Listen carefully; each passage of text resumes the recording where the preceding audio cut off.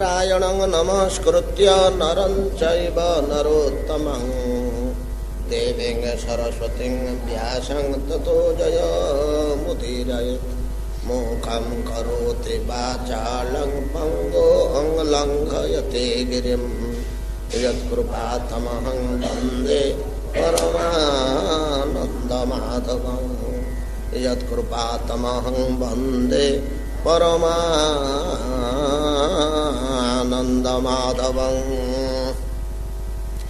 ऊर्ध्वतिर्जक अवाक सर्गो रुद्र सर्गस्तथैव च अर्धनारी नरस्याथ अतः स्वायंभुवो मनुः शतरूपा च जास्त्रीणाम् आद्या प्रकृतिरुत्तमा सन्तानो धर्मपत्नीनां कर्दमस्य प्रजापतेः अवतारो भगवतः कपिलस्य महात्मनः देवहूत्याश्च संवाद कपिलेन च धीमता देवहूत्यांश्च संवाद कपिलेन च धीमता धीमान विद्यमान कपिलावतार परम ज्ञान प्रदान कर जाइछन्ति जगत को माँ देवहूति को आभिमुख्य करी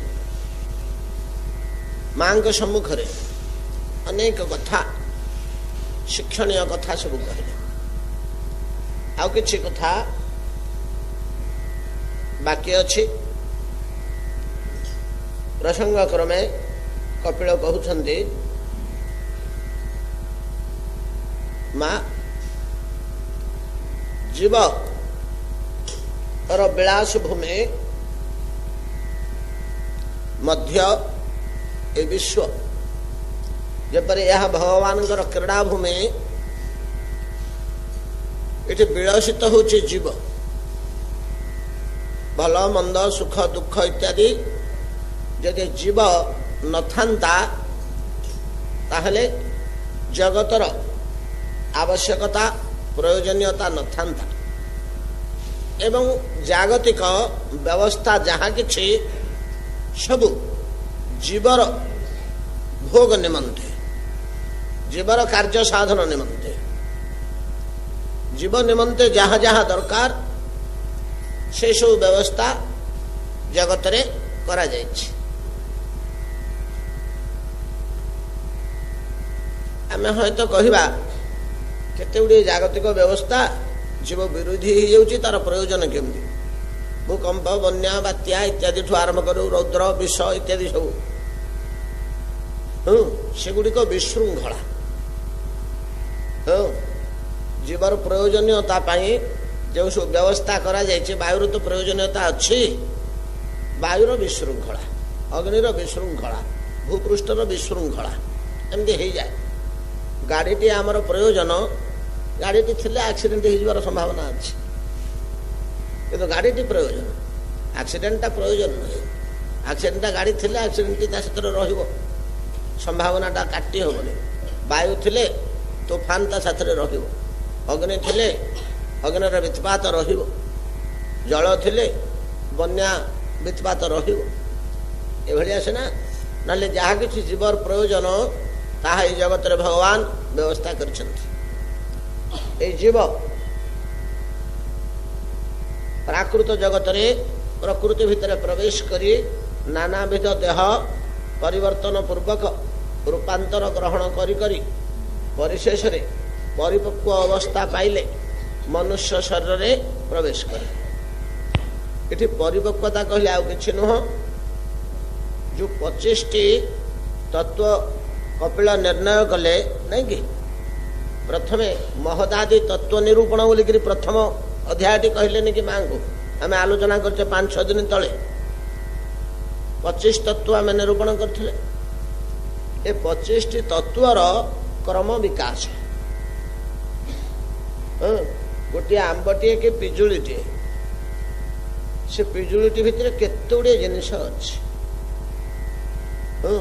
रस अछि मंजी अछि मधुरता अछि ता भीतर लाल देखा जाउछि लालिमा रंग अछि तार बाहर हलदिया देखा जाउछि से रंग अछि तार गोटे सुगंध अछि आम सुंघे देले कहीदेवा पिजुड़ीटा ଏଟା ଆମ୍ବଟା ଧରିଛୁ ହାତରେ, ତାର ଗନ୍ଧ ଅଛି, ଏମିତି ଅନେକ ଗୁଡ଼ିଏ ଗୁଣ ଆମ୍ବ ଟିକେ ପିଜୁଳିଟି ଭିତରେ ଯେଉଁ ଅଛି, ସେ ପ୍ରକାଶ ପାଇବା ପାଇଁକି 2 ମାସ କି 2.5 ମାସ ସମୟ ଲାଗୁଛି, 2 ମାସ 3 ମାସ ସମୟ ଲାଗୁଛି। ସେ ଯେତେବେଳେ ପ୍ରଥମେ କଷିଟିଏ ହେଇଥାଉଛି, ସେ କଷିଟିରେ ତାର ସବୁ ବିକାଶ ହେଇନି, କିଛି ହେଲେ ବିକାଶ ହେଇନି, ସାମାନ୍ୟ କଷିଟିଏ, ତ ଖାଲି ତାର ଚୋପାଟି ବିକାଶ ହେଇଛି। ଆଉ 8 ଦିନ ପରେ ଦେଖିଲୁ ସେ ଚୋପାଟି ଭିତରେ ରସ ହେଲାଣି, ତାକୁ ଫଟେଇଲେ ଧଳା ରସ ତା ଭିତରେ ଦେଖୁଛି। 15 ଦିନ ପରେ ଦେଖିଲୁ ତା ଭିତରେ କୋଇଲି ବିକାଶ ହେଲାଣି, କୋଇଲି ନଥିଲା। 4 ଦିନର ଆମ୍ବ ଗଛଟି ଫଟେଇ ଦେଖିଥିଲୁ ଯେ କୋଇଲି ମୋଇଲି କିଛି ନଥିଲା ତା ଭିତରେ। 15 ଦିନ ପରେ ଦେଖିଲୁ ଯେ ଏଡ଼ିକି କୋଇଲିଟିଏ ହେଲାଣି। ମାସେ ପରେ ଦେଖିଲୁ ଯେ ତା ଭିତରେ ଟାକୁଆଟିଏ ମଧ୍ୟ ହେଲାଣି, କୋଇଲି ଚାରିପଟେ ଟାକୁଆଟିଏ ମଧ୍ୟ ହେଲାଣି। 1.5 ମାସ ପରେ ଦେଖିଲୁ ଯେ ତା ଭିତରେ ଖଟା ସ୍ୱାଦ ପ୍ରକାଶ ପାଇଲାଣି। କିଛି ଦିନ ପରେ ମଧୁର ସ୍ୱାଦ ମଧ୍ୟ ବିକଶିତ ହେଲା, ପରିଶେଷରେ ରଙ୍ଗ ବିକଶିତ ହେଲା, ଶେଷରେ ଗନ୍ଧ ବିକଶିତ ହେଲା। ଏମିତି ଯେଉଁ ବିକାଶ ପ୍ରକ୍ରିୟା ଧୀରେ ଧୀରେ ଧୀରେ ଧୀରେ ପ୍ରକାଶ ପାଉଛି, ସବୁଗୁଡ଼ାକ ଏକାବେଳକେ ପ୍ରକାଶ ପାଉନି। ଏମିତି ଜୀବଟା ଦେହରେ 25ଟା ପ୍ରକୃତି, 25ଟା ତତ୍ଵ ପ୍ରକାଶ ହେବାକୁ, 25ଟା ତତ୍ଵ ପ୍ରକାଶ ହେବାକୁ ଲାଗି ଯାଉଛି 84 ଲକ୍ଷ ଥର ସେ ଦେହ ଧାରଣ କରିବା। ଗୋଟିଏ ଗୋଟିଏ ଗୋଟିଏ ଗୋଟିଏ 25ଟା ତତ୍ଵ ବିକାଶ ହେଲା ବେଳକୁ 84 ଲକ୍ଷ ଜନ୍ମ ମିତିଗଲାଣି, କିଛି କମ୍ ନୁହଁ। 84 ଲକ୍ଷ ଜନ୍ମ, କେତେ କାଳ ଲାଗୁଥିବ? ଏ 25ଟା ତତ୍ଵ ତା ଦେହରେ ପ୍ରକାଶ ହେଲା। 25ଟା ତତ୍ଵ ପ୍ରକାଶ ହେଲା ବେଳକୁ ମନୁଷ୍ୟ ଦେହ ଆହୁରି ସେ ପାଇନି, ତା ପୂର୍ବାବସ୍ଥା ମର୍କଟ ଆଦି ପଶୁ ପ୍ରକୃତି ଯୋନିରେ ଅଛି। ପଶୁ, ଉଚ୍ଚାଙ୍ଗ ପଶୁ, ମର୍କଟ ପ୍ରଭୃତି ରେ 25ଟା ତତ୍ଵ ପ୍ରକାଶ ପାଇଲା। ବୌଦ୍ଧିକ ବିକାଶ ଅନେକ ପଶୁଙ୍କର ହେଇଯାଉଛି। ଏ ମାଙ୍କଡ଼ ଫାଙ୍କଡ଼ ଗୁଡ଼ାକର ଭଲ ବୁଦ୍ଧି ଅଛି, ଆଉ କେତେକ ପଶୁ କୁକୁର ଫୁକୁର ଗୁଡ଼ାକର ଭଲ ବୁଦ୍ଧି ଅଛି।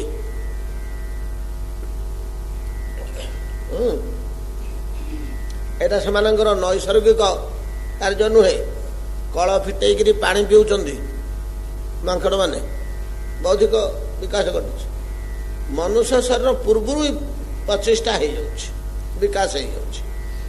ମନୁଷ୍ୟ ଶରୀର ଯେତେବେଳେ ପାଉଛି 25ଟା ବାଦ ତାର ଆଉ ଗୋଟେ ଜିନିଷ ବିକାଶ ହଉଛି। ତ ଜ୍ଞାନ, ପଶୁ ପକ୍ଷୀ ଦେହରେ ଏ ଜ୍ଞାନଟା ନାହିଁ। ଜ୍ଞାନଟା କି ଜିନିଷ? ବିବେଚନା, ଭଲ ମନ୍ଦ ବିବେଚନା। କାହା ଉପରେ ନିର୍ଭର କରି ବିବେଚନା? କାହା ଉପରେ ନିର୍ଭର କରି ବିବେଚନା? ନା, ଶ୍ରୁତି ଉପରେ ନିର୍ଭର କରି। ପୁରୁଣା କଥା ଯିଏ ମନେ ଅଛି, ସ୍ମରଣ ଅଛି, ଶ୍ରୁତି ଓ ବିବେକ ଇଏ ଜ୍ଞାନର, ମନୁଷ୍ୟ ଶରୀରର 2ଟା ଅଧିକା ଜିନିଷ। ଅନ୍ୟମାନେ ସ୍ମରଣ ରଖିପାରନ୍ତିନି ସବୁ କଥା, ଅନ୍ୟ ପଶୁପକ୍ଷୀ ମାନେ କରିବା କି ନ କରିବା ଏ କାର୍ଯ୍ୟଟା ବିବେଚନା କରିପାରନ୍ତିନି। ଆମେ କେତେକ ଲକ୍ଷଣ ପାଉଛେ କେତେ ପଶୁପକ୍ଷୀଙ୍କ ନିକଟରେ, ଆମେ ଭାବୁ ଆମକୁ ସେଟା ବିବେଚନା ଭଳିଆ ଦୁଶୁଛି, ଶ୍ରୁତି ଭଳିଆ ଦୁଶୁଛି ବୋଲି। ନାଇଁ, ସେଟା ନୁହେଁ। ଏ ପଶୁପକ୍ଷୀ ମାନେ ଗୋଟେ ଜିନିଷକୁ ଶୁଙ୍ଗିକିରି ଜାଣିଦେବେ ସେଟା ବିଷ ନା ଅମୃତ, ଖାଦ୍ୟ ନା ଅଖାଦ୍ୟ, ବାସି ପଚା ନା ଆଜିର ତଟକା। ସେଟା ବିବେଚନା ଶକ୍ତିରୁ ନୁହଁ, ସେଟା ପ୍ରକୃତି ଦ୍ୱାରା ପ୍ରଦତ୍ତ ଏକ ବିଶେଷ ଶକ୍ତି। ଯେମିତି ପକ୍ଷୀଟିଏ ବସା ବାନ୍ଧିବା, ତାର ଶ୍ରୁତି ବା ବିବେଚନା ନୁହଁ। ସେ ଅଣ୍ଡା ଦେବା ସମୟ ହେଲେ ବସାଟିଏ ତିଆରି କରିବ, এইটা তা পূর্বରୁ তার প্রয়োজন নথিলা, সে জানি শুনিকি করে না, তাকে প্রকৃতি এমনি তা ভিতরে গোটে দিয়ে। তেমন শ্রুতি ও বিবেচনা বলে তাকে কহবাকে হবনি। मनुष्य पाखे ये दुटा हला अधिकंतु अधिका जिनिस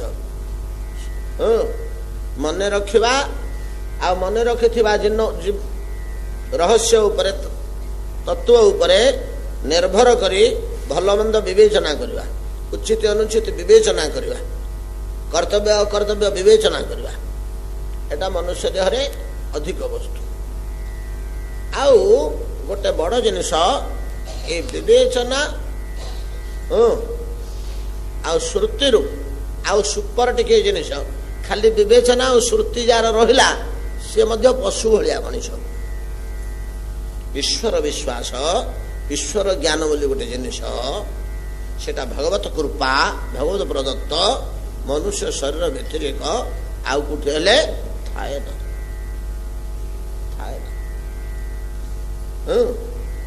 सेठी भोग थुआ है प्रसाद थुआ है अमणिया भोग थुआ है प्रसाद थुआ है आमको भोक लगला आम प्रसाद नहीं खाई पकेबा तो दोष ना किंतु पशुटे पखिले मांकुटे पशिला कि गाईटे पशिला कि कुकुरटे पशिगला कि बिराटे पशिगला से विवेचना से ईश्वर एटा ठाकुर भोग हम एटा खाइबानी तो अच्छी खाइबा प्रसाद हो ईश्वर ज्ञान से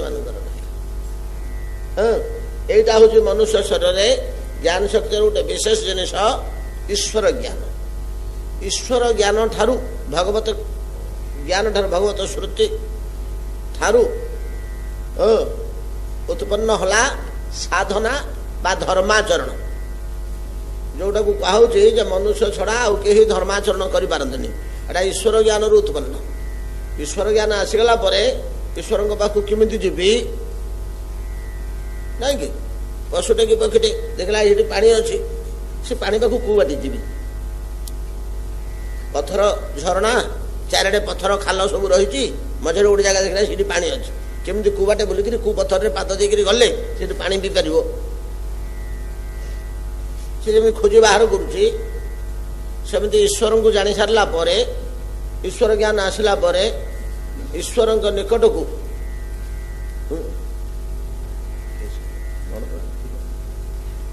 ईश्वर को तो पाइबा कि मनुष्यर जो चेष्टा ता ना हो साधना ईश्वर को पाइबा जो चेष्टा ये सेमतिका केते गुड़िए जिनिस मनुष्य पाखे अधिका अच्छी जो कारण मनुष्य को श्रेष्ठ जीव बोली कहुच्छी एवं मनुष्य जन्म पर आउ नुआ जन्म किछि नहीं एक पुराना जन्म मान भर गोटा गोटे नब ना पुणी मनीष हम आउ क्रम उन्नति पथ उन्नति देह आउ किछि नाही। अतएव ए मानव रूपी देहटा इतर 25 तत्व प्रकाश पाइबा सह अत्यधिक बौद्धिक विकास जार परिणति श्रुति विवेचना और ईश्वर ज्ञान साधना नुहे। ईश्वर ज्ञान रु ईश्वर को पाइबा जो प्रचेषा ताजू साधना उत्पन्न हो धर्माचरण उत्पन्न हो। जो मनुष्य देह या भितर जो जीव अवस्थान करि थाए तार श्रुति ज्ञान थिबारु से आत्मकल्याण पथरे अग्रसर होबार यथेष्ट संभावना अच्छी यथेष्ट संभावना अच्छी एवं ए मनुष्य देहरु गति करबा कि आमे 6टी मार्ग नहीं कि कपिलंग मुहरु सुनी सारी ये 6टी मार्ग रे आमर संपूर्ण स्वातंत्र्य अच्छी निजर रुचि अनुसार जो मार्ग को आम चाहिमा से मार्ग रे गति कर परिबा। देवजान पितृजान ज्ञान भक्ति योग नहीं कि एवं नर्क आलोचना कर नरकर कथा। हाँ 19,000 योजन अतिक्रम करी नरक भूमि रे प्रवेश करियो को है जातना शरीर ओ कर्मानुसारे सेठी केवल दंड ही भोग करियो को है सुख व्यवस्था सेठी नहीं सुख व्यवस्था सेठी नहीं। बाकी ये जो मनुष्य देह जो थुरु 6टी पथरे गति करी होबो से देह भितरे जीवर क्रमिक विकास किपरि घटे ता उपरे कपिल माँ देवहूति मनुष्य देहटा जीव केमिति पाए पाइकरी केमिति तार गति है से अध्यायटीर नाम होची मनुष्य शरीर रे जीवर गति। मनुष्य शरीर रे जीवर गति किपरि से आगो को जाए प्रकारांतर आम थरे दे विषय आलोचना करचे काम अल्प टिके। कपिल कहते माँ जो मनुष्य शरीर को जीवात्मा प्रवेश करे सेतेबेले से प्रथमे नैसर्गिक रीति रे जननी जठर रे ही विकसित है। जननी जठर को पितृ शरीर प्रवेश कला परे 3 रात्रि भितरे से कल्लोल बुदबुद 3 रात्रि भितरे जीवात्मार चतुष्पार्श्वरे कल्लोल रहे 3 रात्रि ठू 6 रात्रि पर्यंत बुदबुद रहे बुदबुद रहे 6 रात्रि ठू 15 रात्रि भितरे अति कोमल बदरी आकृति पिंड है लहुणी भाया अति नरम पिंड है से पिंड तो कुकुड़ार अंडा भाया ईषत टाण मांसरे परिणत है 1 मास भितर 1 मास पार होगा क्षणी से कुकुड़ा अंडा आकृतिर मांसपिंडर हस्त चरण और मस्तक ये 5टी विभाग जात है। मस्तक हस्त चरण से पिंडरू है एमती ही वर्णना करचंती 2 मास बेलू ता भितरे शिरा और धमनी प्रकाश पाए 3 मास बेलू ता भितरे जो इंटरेस्टाइन प्रवृत्ति पाकस्थली हृदपिंड जकृतु लिहा अन्य अंश इत्यादि सब प्रकाश पाए 4th मास बेलू मस्तिष्कर प्रथमांश सब प्रकाश पाए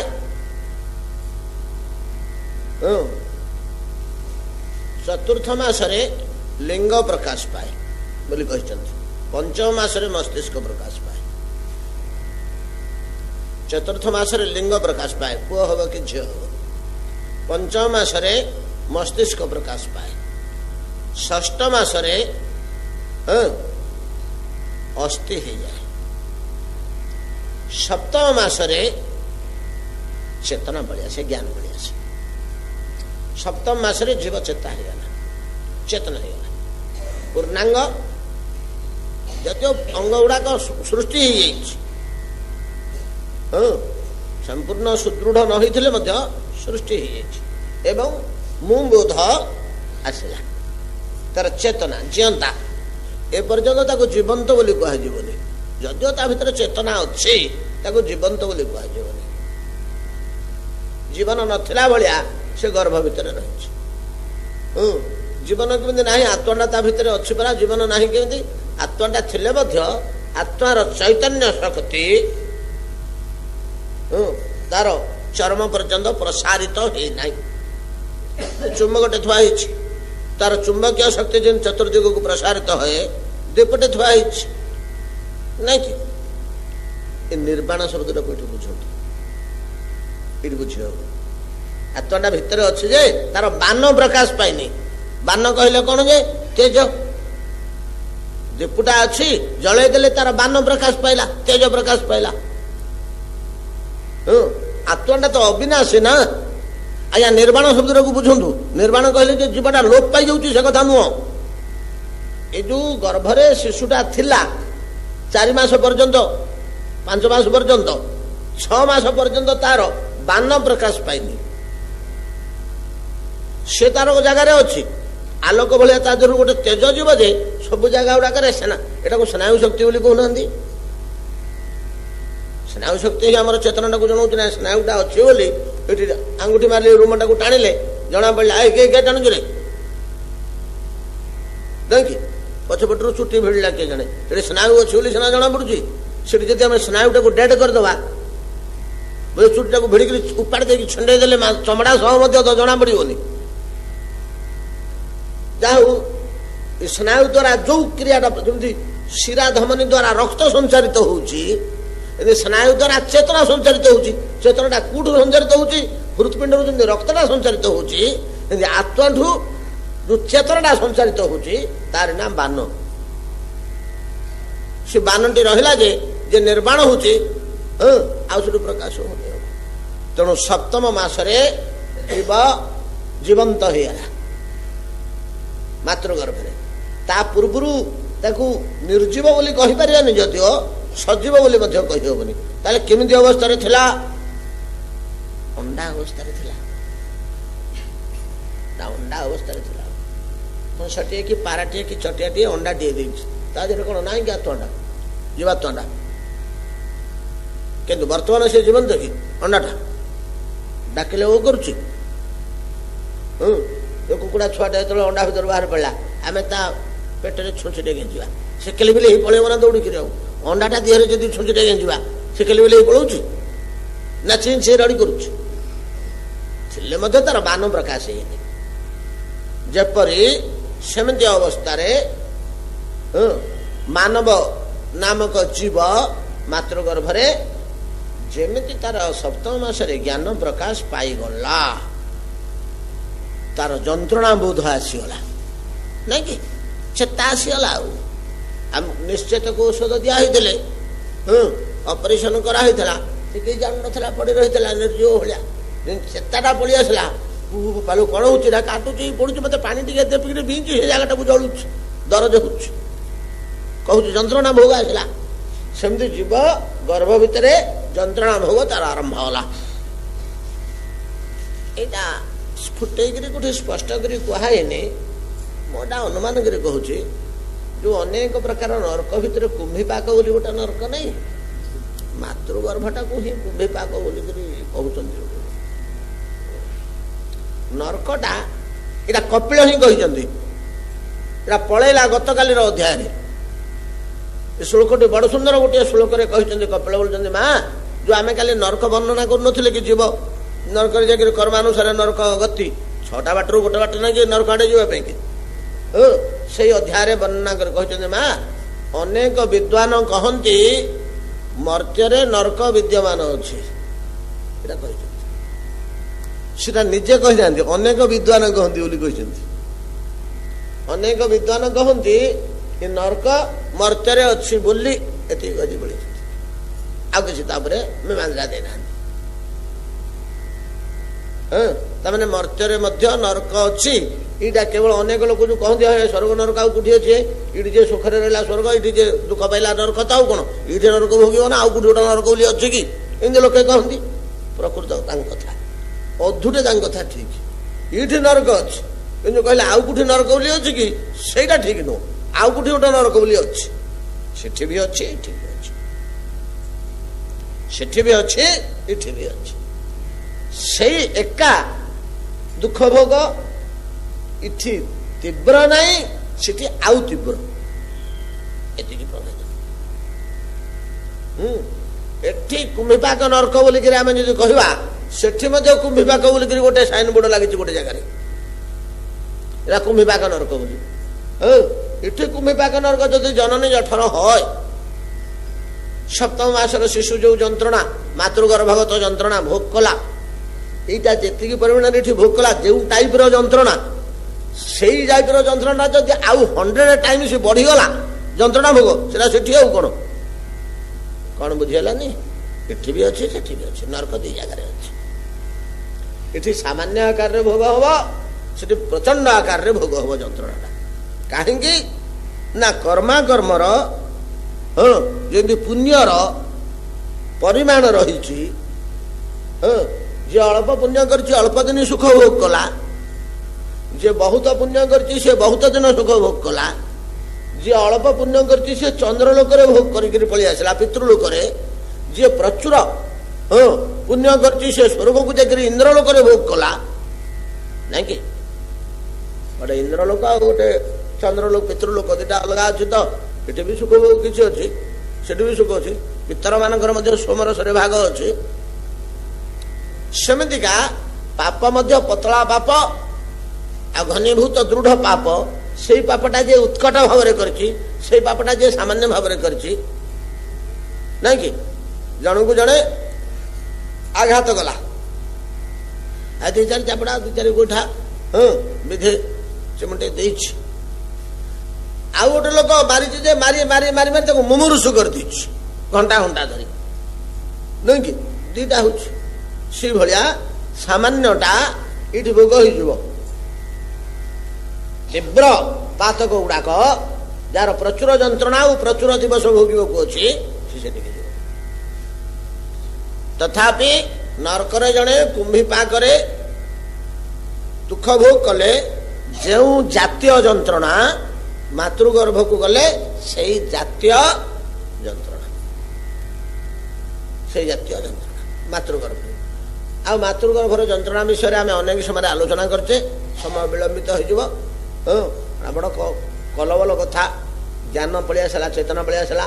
ଘୋର ଅନ୍ଧକାର, କୃମି କୀଟ ନିରନ୍ତର କାଟୁଛନ୍ତି ତାର କୋମଳ ଶରୀରକୁ, ଭୟଙ୍କର ତାପରେ ଜଳୁଛି ଦେହ, ଆବଦ୍ଧ ହେଇକରି ଗୋଟେ ଜାଗାରେ ପଡିଛି, 2 ଆଣ୍ଠୁ ଭିତରେ ମସ୍ତକ ବସିଛି।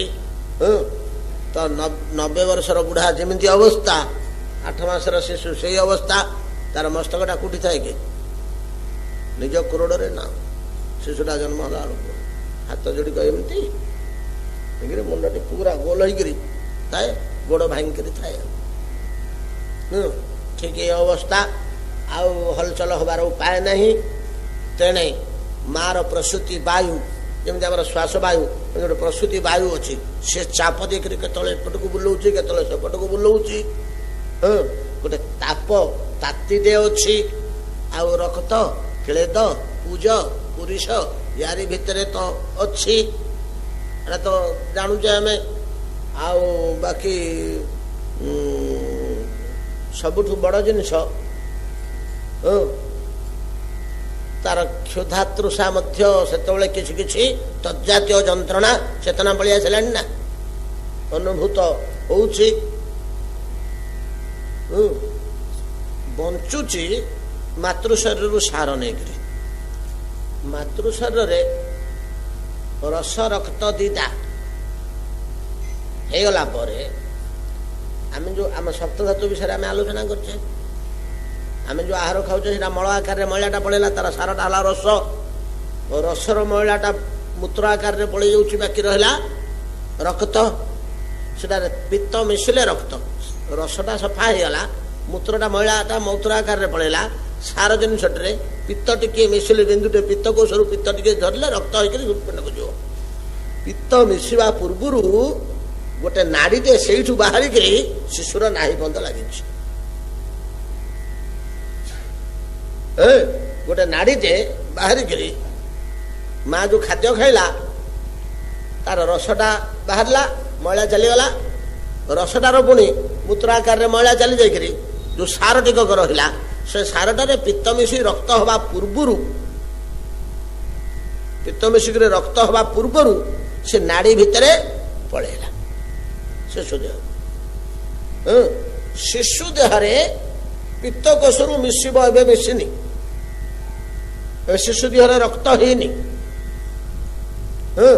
ଧୀରେ ଧୀରେ 8 ମାସ 9 ମାସ କି କେତେବେଳକୁ ପିତ୍ତ କୋଷଟା ଯେତେବେଳେ ଫଙ୍କସନ କରିବ, ସେତିକିବେଳେ ତାର ପିତ୍ତ ମିଶିକିରି ସେଇଠି ରକ୍ତ ହବ, ଏଠୁ ରସଟା ପଳେଇଛି। ଯାହା ହଉ, ଆଉ ମା ଯୋଉ ଖାଉଛି ରାଗ ଲୁଣି ପ୍ରଭୃତି ଜିନିଷ, ସେଗୁଡାକର ମଧ୍ୟ ଟିକେ ଯନ୍ତ୍ରଣା ତାକୁ ବାଧେ। ଏମିତି ନାନାବିଧ ଯନ୍ତ୍ରଣା ଅଛି।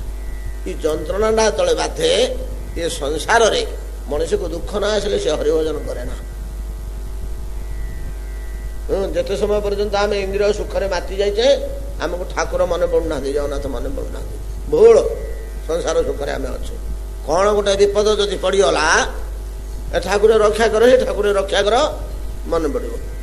ସେମିତିକା ଯେତେବେଳେ ଚେତନା ଆସିଲା, ଯନ୍ତ୍ରଣାଟା ଅନୁଭୂତ ହେଲା, ସେତେବେଳେ ଏଠି ଗୋଟେ ବଡ ଜିନିଷ ଯେ ଜୀବର, ମନୁଷ୍ୟ ରୂପୀ ଜୀବର ଈଶ୍ୱର ସ୍ମୃତି ଆପେ ଜାଗ୍ରତ ହୁଏ ଏବଂ ସିଏ ବହୁତ ଜ୍ଞାନମୟ କଥା ଅନୁଭବ କରିପାରେ। ଆତ୍ମାଟା ତ ସେଇ ଆତ୍ମା ନା, ସେଟାରେ ତ ଆଉ ଛୋଟ ବଡ କି ପିଲା ବୁଢା ନାହିଁ। ପରିପକ୍ୱ ଅପରିପକ୍ୱ ତ ତାର ନାହିଁ, ସେ ସବୁବେଳେ ସମାନେ ଜୀବାତ୍ମ। ବରଂ କିଛି ସଂସ୍କାର ଅଛି। ସଂସ୍କାର ଥାଉ କି ନଥାଉ, ଏଇଟା ଭଗବାନଙ୍କ ଗୋଟେ ବିଶେଷ ବ୍ୟବସ୍ଥା ଯେ ମାତୃ ଗର୍ଭରେ ଶିଶୁ ଥିଲାବେଳେ 7 ମାସରେ ତାର ଜ୍ଞାନ ଓ ଈଶ୍ୱର ସଂସ୍ପର୍ଶ ଆସିଯାଏ। ତ ସେତିକି ବେଳେ ତାର ଗୋଟେ ପ୍ରକାର ଦିବ୍ୟ ଜ୍ଞାନ। ସୁଖଦେବ ଗୋସ୍ୱାମୀଙ୍କୁ ତଳେ ବ୍ୟାସ ଡାକ ପକେଇଲେ, ହେ ପୁତ୍ର, କାହିଁକି ଜନନୀକି ପୀଡ଼ା ଦଉଛ? ଶୀଘ୍ର ନିର୍ଗତ ହୁଅ, ଜନ୍ମ ହୁଅ। ସୁଖ ଗୋସ୍ୱାମୀ କଣ କହିଲେ ଗର୍ଭ ଭିତରୁ? ହେ ପିତା, ମୁଁ ବାହାରକୁ ଯିବିନି। 16 ବର୍ଷ ହେଇଗଲାଟି, ସେ ପୁତ୍ର ଜନ୍ମ ହେଲାନି, ଗର୍ଭ ଭିତରେ ସେମିତି ରହିଛି 16 ବର୍ଷ। ହେ ପୁତ୍ର, କାହିଁକି ଗର୍ଭ ଯନ୍ତ୍ରଣା ଭୋଗ କରୁଛ? ଫେରି ଆସ। ସୁଖ କଣ କହିଲେ? ଏ ପିତା, ଏ ଗର୍ଭ ଯନ୍ତ୍ରଣା ବରଂ ଗ୍ରହଣୀୟ, ଏଠି ଈଶ୍ୱର ଶ୍ରୁତିଟା ନଷ୍ଟ ହଉନି, ରହୁଛି। ଏଟା ସ୍ୱାଭାବିକ ରୀତିରେ ମର୍ତ୍ତ୍ୟରେ ଜନ୍ମ ହୋଇ ପଡ଼ିଲା କ୍ଷଣି ଈଶ୍ୱରଙ୍କୁ ଭୁଲିବାକୁ ହବ। ଏଟା ସଂସାରର ନିୟମ। ଈଶ୍ୱର ମନେ ପଡ଼ିଛନ୍ତି ବା ପଡ଼ିନାହାନ୍ତି, ତାର କିଛି ଠିକ ଠିକଣା ନାହିଁ। ଈଶ୍ୱର ଶ୍ରୁତି ରହିବନି, କିନ୍ତୁ ଗର୍ଭ ଭିତରେ ଥିବା ଏକ ଈଶ୍ୱର ଶ୍ରୁତିଟା ରହିବ, ଈଶ୍ୱରଙ୍କୁ ଭୁଲିବନି ଯିବ। ଏତକ ଏଠି ଅଛି ଅଧିକା ଫାଇଦା। ତେଣୁ ମୁଁ ଯିବାକୁ ଚାହୁଁନି, ମୁଁ ଏଇ ଭିତରେ ହିଁ ଜୀବନ ବିତେଇଦେବି ବୋଲି ସୁଖ କହିଲେ। ତ ସେ ଭିତରେ ଈଶ୍ୱର ଶ୍ରୁତିଟା ରହିବାରୁ ପ୍ରତ୍ୟେକଟି ମନୁଷ୍ୟ ଦେହଧାରୀ ଜୀବାତ୍ମା ମାତୃଗର୍ଭରେ ଥିଲାବେଳେ 7 ମାସ ଠାରୁ 10 ମାସ ପର୍ଯ୍ୟନ୍ତ, ତାର ଜନ୍ମ କାଳ ପର୍ଯ୍ୟନ୍ତ ଅଖଣ୍ଡ ଈଶ୍ୱର ଶ୍ରୁତି ତାର ରହେ ଏବଂ ଭଗବାନଙ୍କ ସ୍ତୁତି ସେ ନିରନ୍ତର କରୁଥିଲେ। ପ୍ରଭୁ, ଏମିତି କେତେ ଜନ୍ମ ବିତିଗଲାଣି, ଏ ଯନ୍ତ୍ରଣା ଭୋଗୁଛି। ଜନ୍ମ ହେଲେ ଯାଠୁ ବଳଗା ଯନ୍ତ୍ରଣା, ଇଏ କଲ ବୋଲେ ଆଉ ସହିପାରିବିନି। ହେ ପ୍ରଭୁ, ମୁଁ ଆପଣଙ୍କ ପାଖରେ ଋଣୀ। ମତେ ମଣିଷ ପେଟରେ ଜନ୍ମ ଦେଇଛନ୍ତି, ଏଇଥର ଜନ୍ମ ହେଲେ ସିଧା ବଣକୁ ବାଟ କାଟିବି, ଗୁରୁଦେବଙ୍କ ପାଖକୁ। ଇଏ ବାପା ମାଙ୍କ ମୋହରେ ମୋଟେ ପଡିବିନି। ଇଏ ମତେ ଭୁଲେଇ ଭୁଲେଇ ଭଲ ମନ୍ଦ ଖାଇବାକୁ ପିଇବାକୁ ଦେଇ ବାପ ଧନ କରି ନେଇକିରି ବାନ୍ଧିକିରି ସଂସାର କୂପ ଭିତରେ ଫୋପାଡ଼ି ଦଉଛନ୍ତି। ସେ ନିଜେ ବି ପଡିଛନ୍ତି, ମୁଁ ବାପା ମାଙ୍କ କଥା ମୋଟେ ଶୁଣିବିନି। ତ ଆପଣଙ୍କର ଭଜନ କରି ଯେମିତି ହେଲେ ଏଇ ଜନ୍ମରେ ମୁଁ ଏଇଟା ନିର୍ଣ୍ଣୟ କରି ନିଶ୍ଚୟ କରୁଛି, ପ୍ରତିଜ୍ଞା କରି କରୁଛି, ପ୍ରଭୁ ଏଇ ଜନ୍ମରେ ମୁଁ ଯେମିତି ହେଲେ ପାର ହେବି। ଏଇଟା ସେ ଦୃଢ କରିଦଉଛି ଗର୍ଭ ଭିତରେ। ଏଇଟା କେତେ କାଳ ପର୍ଯ୍ୟନ୍ତ ଏଇଟା ରହୁଛି? 2.5 ମାସ, 2 ମାସ, 2.5 ମାସ, 3 ମାସ ପର୍ଯ୍ୟନ୍ତ, ଯାବତ୍ କପିଳଙ୍କ କହିବା ମତରେ ପ୍ରସୂତି ବାୟୁଟା ତାକୁ ଠେଲିଲା ପର୍ଯ୍ୟନ୍ତ। ପ୍ରସୂତି ବାୟୁ ତାକୁ ଠେଲିଲା ପର୍ଯ୍ୟନ୍ତ। ଯେତେବେଳେ ପ୍ରସୂତି ବାୟୁ ତାକୁ ଚାପ ଦଉଛି ଜନନୀ ଗର୍ଭରୁ ନିର୍ଗତ ହେବା ପାଇଁ, ସେ ଚାପଟାକୁ ଶିଶୁ ସମ୍ଭାଳି କରୁଛି। ସେତିକି ବେଳେ ସେ ଏତିକି କଲବଲ ହେଇଯାଉଛି, ଦୁଃଖ ହେଇଯାଉଛି ତାକୁ, ଯେ ଦୁଃଖରେ ଯନ୍ତ୍ରଣାରେ ଅଚେତ ହଉଛି ଏବଂ ଅଚେତ ହେଲା ପରେ ଏତେ ଭୟାନକ ଯନ୍ତ୍ରଣା, ତାର ଚେତା ଆସିଲା ବେଳକୁ ଈଶ୍ୱର ଜ୍ଞାନ ଲୋପ ପାଇଗଲାଣି ଯନ୍ତ୍ରଣାରେ। ଜନ୍ମ ମୃତ୍ୟୁ ଜରା ବ୍ୟାଧି ଦୁଃଖ ଦୋଷାନୁଦର୍ଶନ। ଜନ୍ମ କାଳୀନ ଦୁଃଖକୁ ଆଉ ଦୁଃଖ ନାହିଁ। ଏହା ହଉଛି ଏପରି ଭାବରେ ଶିଶୁଟି ଜନନୀ ଗର୍ଭରୁ ଜନ୍ମ ହେଲା ପରେ ଜନନୀ ଓ ଧାତ୍ରୀର ରକ୍ଷଣାବେକ୍ଷଣ ଦ୍ୱାରା ବଡ଼ ହେଇ 5 ବର୍ଷ ବାଲ୍ୟ ଜୀବନ ବିତିଗଲା। କିଛି ଜାଣିଲାନି, ଅଜ୍ଞାନ ଭାବରେ ଈଶ୍ୱରଙ୍କୁ ଭୁଲିଛି। 5 ବର୍ଷ ଠାରୁ 10 ବର୍ଷ ପର୍ଯ୍ୟନ୍ତ ପୌଗଣ୍ଡ କାଳ, ଉନ୍ମାଦ ହୋଇ ଦୌଡ଼ା ଦୌଡ଼ି ଖେଳ କସରତ ଭୃକ୍ଷେପ ନାହିଁ। ତ 10 ବର୍ଷ ଠାରୁ କୈଶୋର କାଳରେ ନାନା ପ୍ରକାର ଚମକ ସୃଷ୍ଟି ହେଲା ତା ଶରୀରରେ। ଶାରୀରିକ ପରିବର୍ତ୍ତନ ଓ ମାନସିକ ପରିବର୍ତ୍ତନ ତୀବ୍ର ଭାବରେ ହୁଏ କୈଶୋର କାଳରେ। ନୂଆ ନୂଆ ଚିନ୍ତା ଓ କଳ୍ପନା ସବୁ ମନରେ ପଶେ। ଏତିକି ବେଳେ ସଂସାରଟା ତା ଭିତରେ ପଶିଛି। କୈଶୋର କାଳରେ ସଂସାରଟା ତା ଭିତରେ ପଶିଛି। ଏଇ ସମୟଟାରେ ଯିଏ ସାଧୁସଙ୍ଗରେ ପଡ଼ିଗଲା, ତାର ଡାଇଭର୍ଟ ହେଇଗଲା। କୈଶୋର ସମୟଟାରେ ଯଦି କିଏ ସେଭଳିଆ ଗୋଟେ ପରିବେଶରେ ରହିଗଲା, ତାର ପରିବର୍ତ୍ତନ କେତେ କ୍ଷେତ୍ରରେ अवश्य संस्कार उपर भी निर्भर करुचे अनेक सुजोग कैशोर समय ही संसार मस्तिष्क भितर कल्पना स्रोतरे प्रवेश करे एवं जेतेबेले यौवन 15 पर आरंभ होला सेतेबेले से कैशोर काल रे प्रवेश करथिबा संसार श्रुति को रूप देई भोग करबा निमंते तार इंद्रिय माने आखि नाक प्रभृति चंचल ही उठंती एवं सुदीर्घ काल बल पौरुष अर्थ तेज रे दीप्त रही तो संसार भोग करने को आरंभ करे निज परिसर रोजर शक्ति भितर